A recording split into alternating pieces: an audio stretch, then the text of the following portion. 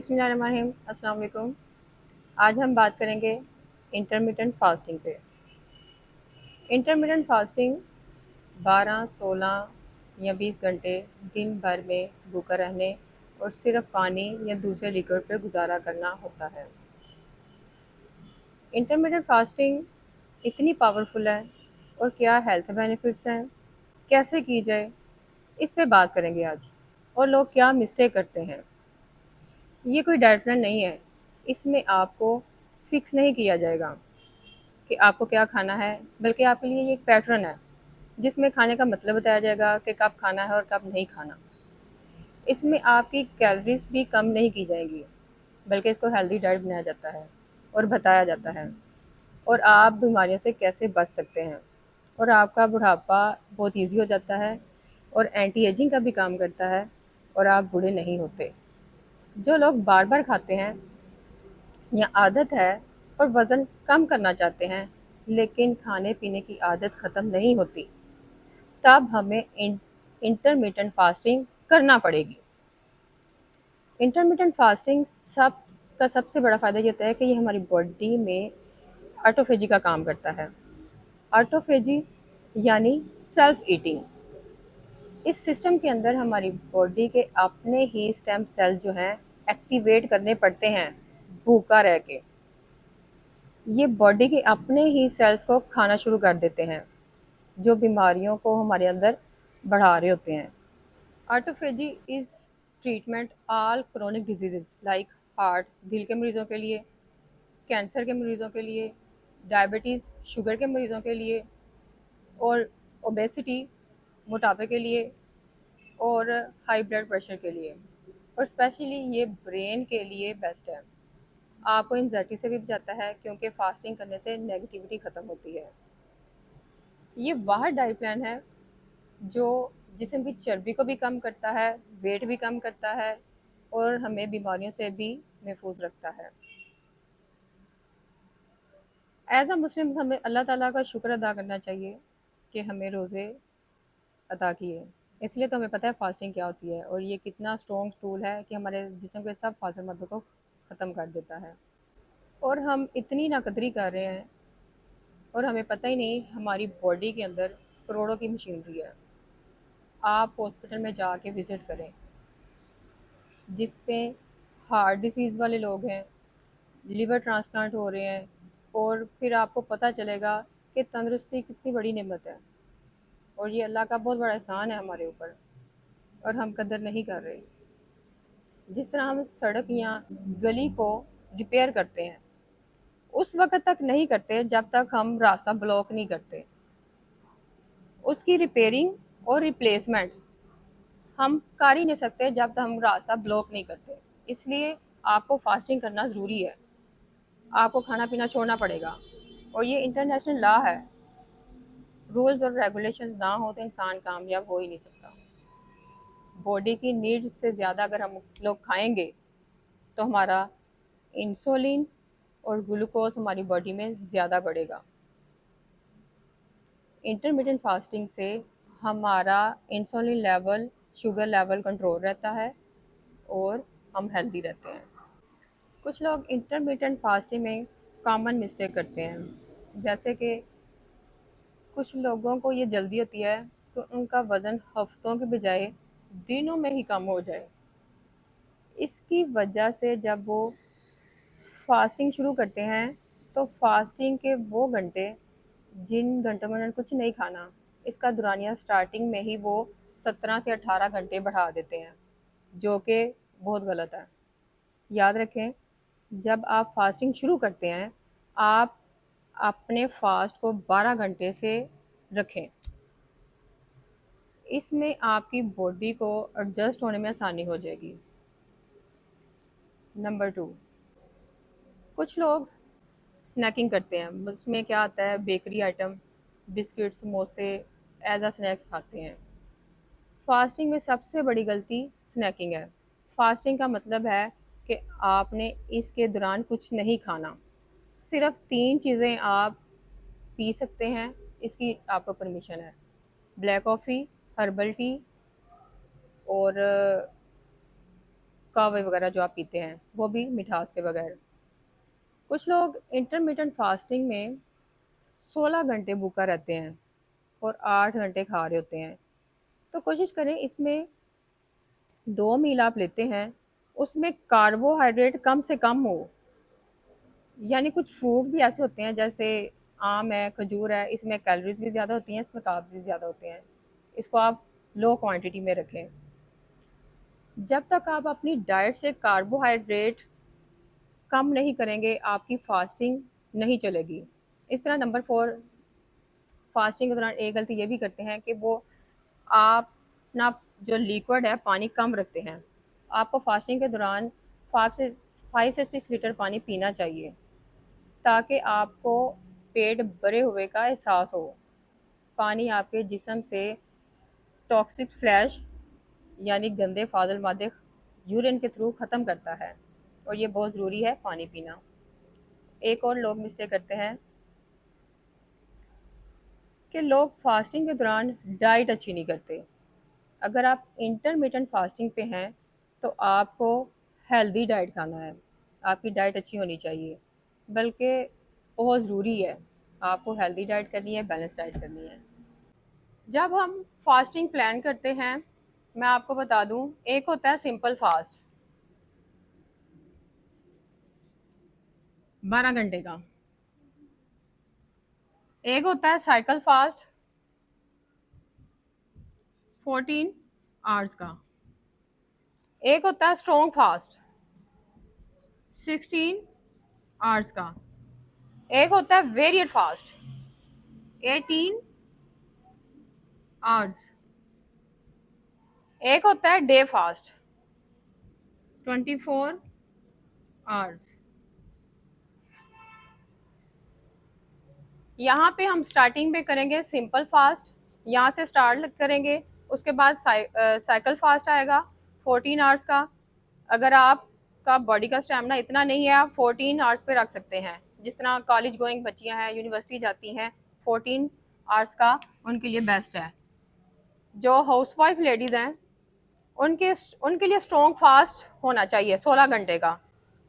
अगर मर्द हजरात हैं वो हमेशा वेरिएट फास्ट में आएंगे, 18 घंटे का करेंगे। और कुछ लोगों में अगर स्टेमिना अच्छा है तो वो डे फास्ट करेंगे 24 घंटे का। अब हम बनाएंगे पैटर्न। इंटरमीडिएट फास्टिंग में पैटर्न कैसा होना चाहिए, यानी टाइम, किस टाइम हमने मील लेना है, और मील हमने टोटल 2 लेने हैं। अगर आप जिम जाते हैं, वर्कआउट करते हैं, एक्सरसाइज करते हैं, आप 3 मील भी कर सकते हैं। 2 मील के दरमियान एज आ मतलब कि कुछ भी आप शेक वगैरह पी सकते हैं जो मर्द हजरात हैं, और लेडीज़ वैसे ही दूध वगैरह पी सकती हैं। लेकिन दूध आपने गोट का और को का पीना है, क्योंकि उसमें फ़ैट कम होते हैं। अभी हम शुरू करते हैं।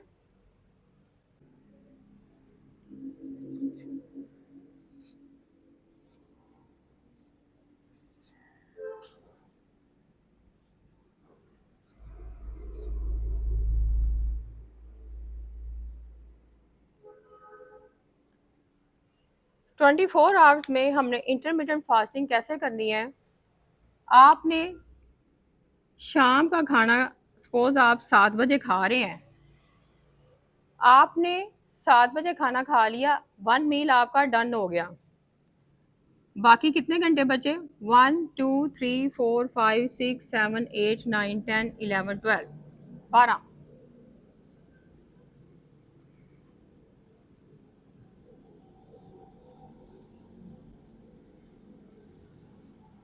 पहले वीक में हमने 12 घंटे की फास्टिंग करनी है। 12 घंटे की फास्टिंग करनी है, यानी 7 बजे से अगले 7 बजे तक। ठीक है, ये पीएम है। समझ लगी आपको? देखें, 7 बजे से नेक्स्ट सुबह मॉर्निंग में हमारा दूसरा मील होगा 7 बजे। ये हमारा हो गया 12 घंटे का फास्टिंग। आगे हम करेंगे सेकेंड वीक में।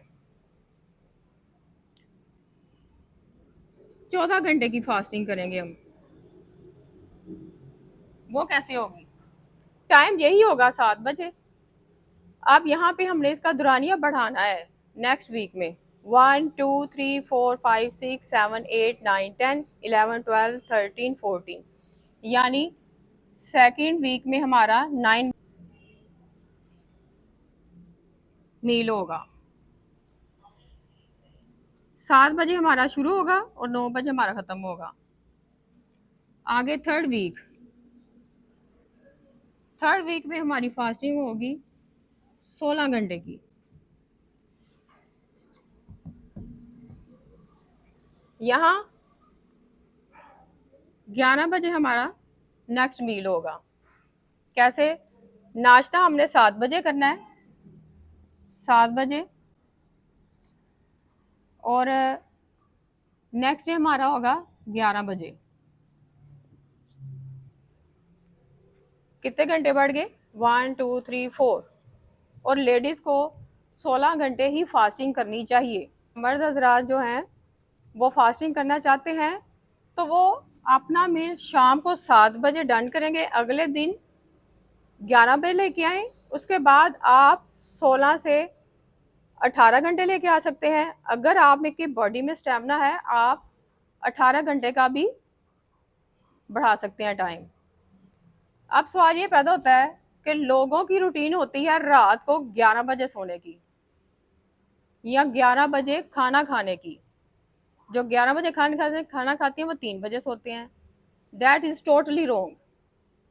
अगर आपने सेहत बनानी है और आप चाह रहे हैं हम फैट भी बर्न करें, तो फिर सुन्नत पे अमल करें, रूटीन पे आएँ, फिर आप अपनी बॉडी में बहुत ज़्यादा नताइज देखेंगे।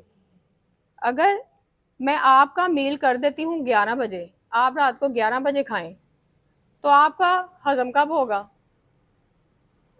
अगर मैं आपको कहती हूँ कुछ लोग सारी रात जागते हैं, जी हमारा डाइट प्लान हमारी रूटीन के मुताबिक ही नहीं, हम क्या करें? फिर आप 12 बजे खाएंगे, सारी रात हजम करने में कैसे वक्त गुजरेगा? आपने क्या करना है, आपका इसलिए 7 बजे का प्लान रखा है ताकि आप इसके बाद आप घर से बाहर भी जाएं, आप खाना पीना छोड़ दें। आपका बेसिक जो मील है, जो पैटर्न आपको बनाया है मील के लिए, सबसे बेस्ट है शाम को मगरिब के बाद 7 से 8 बजे के दौरान आप खा लें। और नेक्स्ट डे आपका 12 घंटे से स्टार्ट होना है, उसके बाद 9 बजे 14 घंटे की फास्टिंग होगी, उसके बाद 11 बजे 16 घंटे की फास्टिंग होगी। अब आपने जो बाकी फास्टिंग बची है, बाकी जो घंटे बचे हैं 1 2 3 4 5 6 7 8, ये 8 घंटों में आपने खाना पीना है।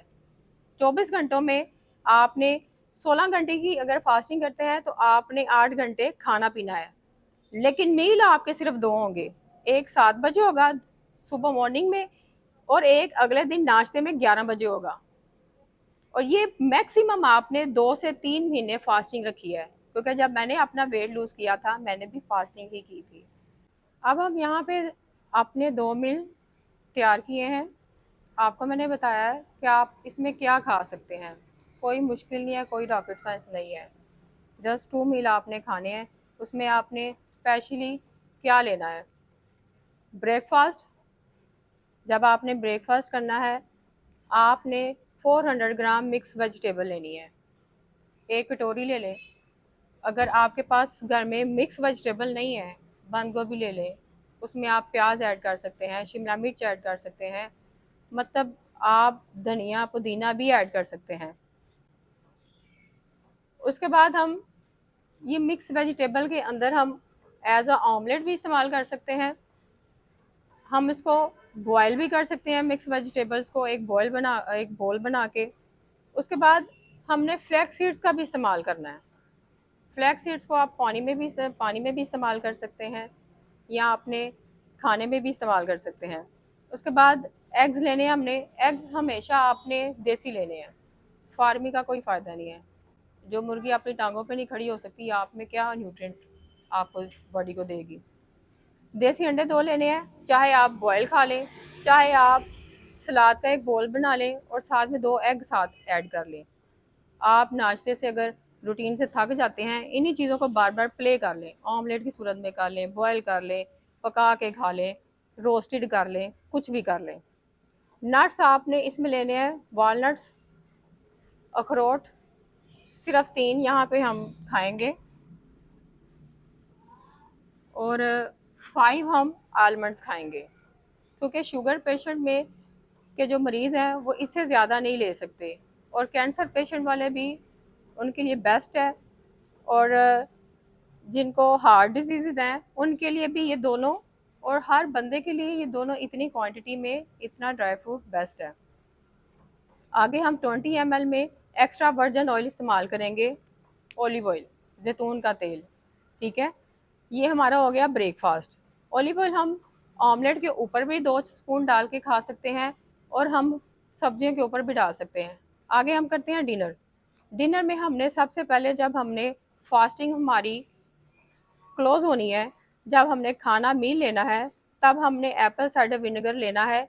एक पानी एक गिलास पानी में हम 1 स्पून ऐड करके वो पियेंगे। कोशिश करें स्ट्रॉ के साथ पिएं, क्योंकि ये अगर जब हम डायरेक्ट जब पीते हैं तो हमारे दांतों के लिए थोड़ा हार्मफुल होता है। आगे हम रात के खाने में मटन, बीफ, देसी चिकन, फिश, ये 200 ग्राम खा सकते हैं। चाहे पका के खा लें, चाहे इसको आप मैरिनेट लगा के, मसाले लगा के आप इसको रोस्ट भी कर सकते हैं, कुछ भी कर सकते हैं, ग्रिल भी कर सकते हैं। लेकिन खाना कितना है? जितना आपकी हाथ की हथेली है, पाम है, इससे ज़्यादा आपने गोश्त नहीं खाना। आगे मिक्स वेजिटेबल 1 बोल, सब्जियां मैंने इधर भी ऐड की हैं, और कार्बोहाइड्रेट कम से कम है। आपको मैं बताती हूँ, आपने वेजिटेबल यहाँ पे 1 बोल लेना है। अगर आपका इतने से चिकन से या गोश्त से पेट नहीं भर रहा, आपने इसमें सलाद भी ऐड करना है। इसमें आप योगर्ट भी इस्तेमाल कर सकते हैं। इसमें वही वॉलनट्स, 3 अखरोट और 5 बादाम की गिरियाँ, इसमें आपने थोड़ी देर बाद ये यूज़ कर सकते हैं। और रोटी, रोटी मैं आपको बताती हूँ, आपने अपने हाथ के साइज़ की जितनी रोटी खा सकते हैं। मल्टीग्रेन की आटे की खा सकते हैं। अगर आपके पास मल्टीग्रेन आटा नहीं है, देन आप क्या करेंगे, आप घर की ही रोटी ले लें, यानी घर के मतलब के जो गंदम का आटा है उसकी भी रोटी खा सकते हैं। लेकिन शर्त यह है कैसे खानी है, मैं आपको बताती हूँ।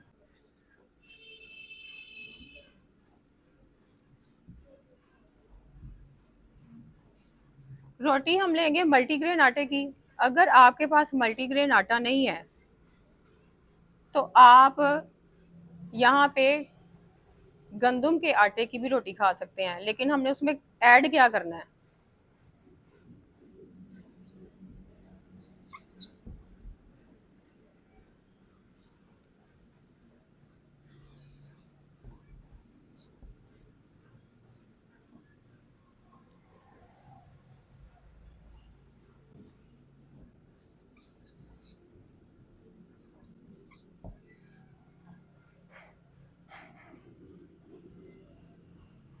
अगर आप शुगर पेशेंट है, हार्ट डिजीज़ है, चाहे आप तंदुरुस्त भी है ना, बल्कि आप अपने बच्चों के लिए भी, घर में भी सबको आटे के अंदर, अगर आप 5 अफराद का आटा गूंद रहे हैं, तो आपने क्या करना है, उस आटे में छोटा स्पून, हाफ स्पून आपने कलमंजी ऐड करनी है, अजवाइन ऐड करनी है, मेथी दाना ऐड करना है।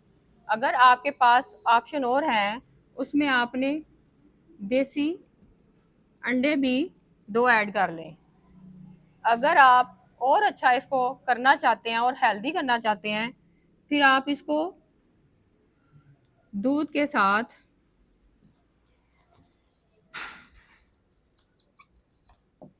नीडिंग करें, आटा गूंदें। अगर आपके पास ये 2 चीज़ें अवेलेबल नहीं है तो कोई बात नहीं, ये 3 चीज़ें तो आपके पास अवेलेबल हैं, किचन में मौजूद है। ये आटे में डाल के गूंदें। अगर आप गूंदना भूल गए हैं, इसमें ऐड करना भूल गए हैं, आप रोटी का, जब आप रोटी बनाते हैं उस आटे के अंदर आप थोड़ा सा स्प्रिंकल कर लें, देन वही चीज़ आ जाती है। जब आपने इसको आटे में डाल देना है, आपका शुगर लेवल कंट्रोल रहता है, आप मोटापे में नहीं जाते। उधर ही आपका जो आपकी जो फैट बड़ी होती है उधर ही रुक जाती है। ठीक है, आप परेशान मत हो कि हम आटे की रोटी खाएंगे तो मोटे हो जाएंगे। ये आपको पूरे यूट्यूब पे आपको किसी ने नहीं बताना। ये आपको मैं इसलिए बता रही हूँ कि घर बैठे आप इसको हेल्दी तरीके से कैसे खा सकते हैं। और कार्बोहाइड्रेट तो हम इतने साइज में ले रहे हैं, बल्कि बहुत लो क्वांटिटी में ले रहे हैं। 2 मील में है हमारे, लेकिन देख ले कार्बोहाइड्रेट कितना है, सिर्फ एक रोटी है। और वो भी हमने इसको चेंज कर लिया है।